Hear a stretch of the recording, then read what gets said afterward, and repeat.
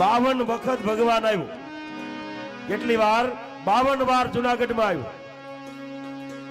જો કોઈ પુકાર કરનારો હોય તો હજી ભગવાન આવે.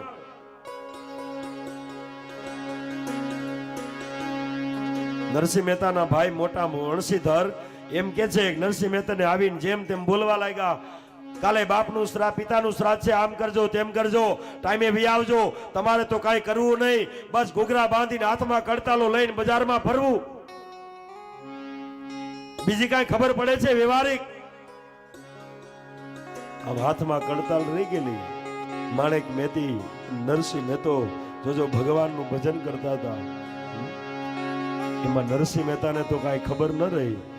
મોટા ભાઈ આવીને જેમ તેમ બોલી ગયા. પણ માણેક મહેતી આમ લાજનો છેડો આડો કરીને કીધું કે મોટા ભાઈ, આટલું મોટું અપમાન કરીને જો તમારે અમને ભોજન આપવું હોય તો બાપ તો અમારો હોય છે ને, જાઓ અમે અમારી રીતે શ્રાદ્ધ કરીશું. નહીં આવી અમે. આદર વિનાનું અન્ન લેવું અને એથી સારું મરવું. મહારાજ અમે નહીં આવીએ.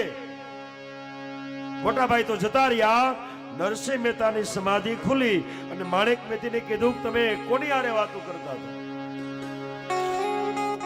અને માણેક મહેતી રડી પીડા. મહારાજ, મોટા ભાઈ હતા, મને બોલવું ગમે નહીં, મારો બાપ છે, પણ આપણું જેમ તેમ આવીને અપમાન કરે.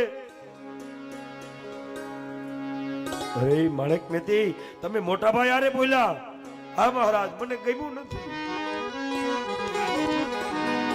અરે મારો બાપ છે, મારા બાપ સમાન, તમારે એની સામે ન બોલાય.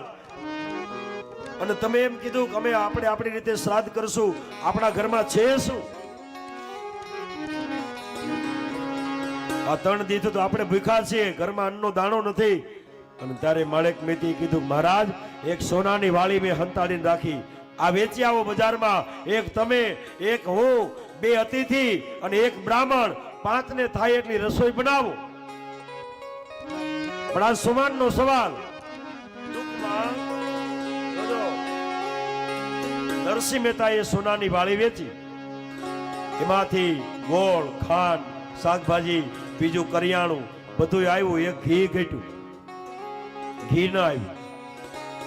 અને બજારમાં મહેતાજી નીકળ્યા એટલે ગામના નાગરો હતા ને, ઈર્ષા કરનારા.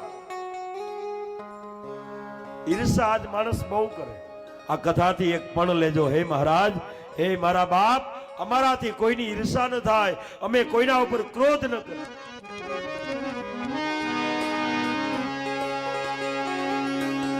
આજ માણસ ઈર્ષામાં સળગે છે. ખબર નહીં કેવી બીમારી છે, પણ ઈર્ષા કરે ને એટલે પોતે ને પોતે સળગે ને પોતે ને પોતે બળે.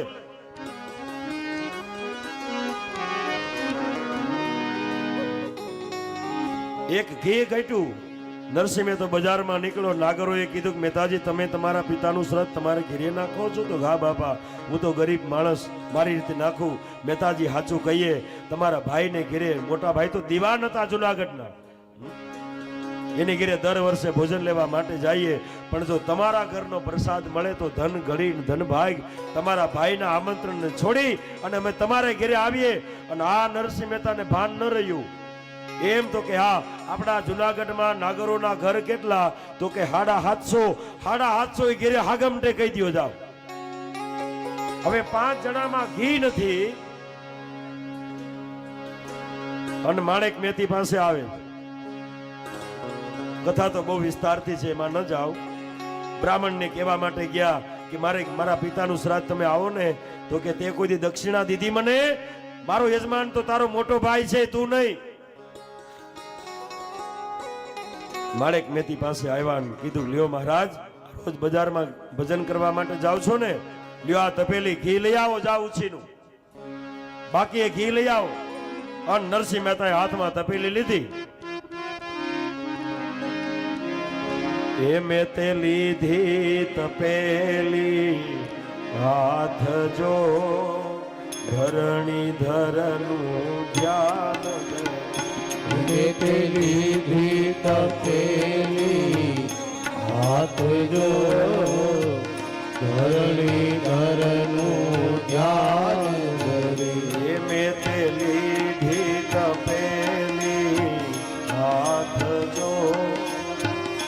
રાખજો ધરણી ધરનું ધ્યાન એક વૈષ્ણવ જનનો હાથ જો ધરણી હરનો એક પરમ વૈષ્ણવની દુકાન નરસિંહ મહેતાને જોતા જ પરમ વૈષ્ણવ જજો દુકાનની બહાર નીકળી ગયા. મારા શું લેવા નીકળ્યા છો? અરે ઘી જોઈએ છે ને તમારે પાછું લઈ લેવું પડે. પેલા કહી દઉં પૈસા નથી, મારી પાસે જ્યારે થાશે ત્યારે આપીશ. અરે મારા તમારા સંતોના પૈસા ન હોય, જેટલા જોઈએ એટલું ઘી લઈ જાઓ, કરિયાણું લઈ જાઓ મહારાજ. નહીં, મારે ખાલી ઘી જોઈએ આ તપેલીમાં. ઓલો કેવું પૈસા ન લો, નરસિંહ મહેતા કે મફત ન લો. અને છેલ્લે એક બાંધછોડ કરી તો મહેતાજી એક કામ કરો, તમે 2 ભજન મને ભગવાનના પદ સંભળાવો, એના બદલામાં હું તમને ઘી આપું. એટલે તમે મફત લીધું ન કહેવાય. અને જ્યાં ભજનની વાત થઈ ત્યાં તો ઘૂઘરા તો ખીચામાં જ હોય. એ જબાના આ ખીચામાંથી ઘૂઘરા પગે બાંધ્યા, એ ખીચામાંથી કડતાલ કાઢી.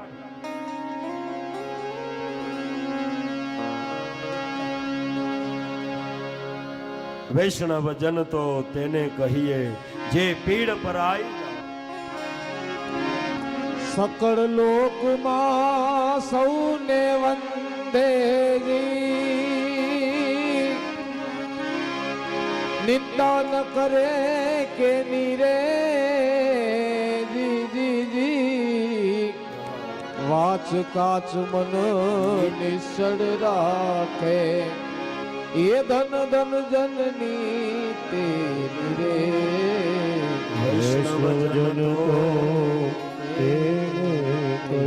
વૈષ્ણવ કોને કહેવાય? વૈષ્ણવની વ્યાખ્યા જોજો.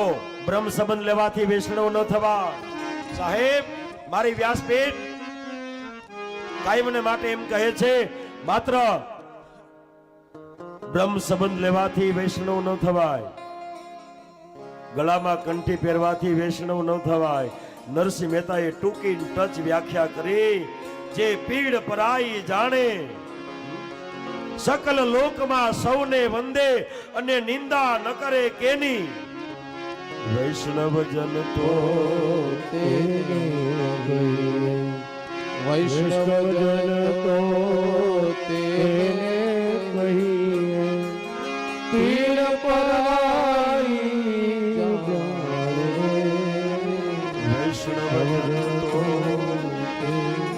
મહારાજ લઈ જાઓ ઘી, પણ 2 પદ સંભળાવો.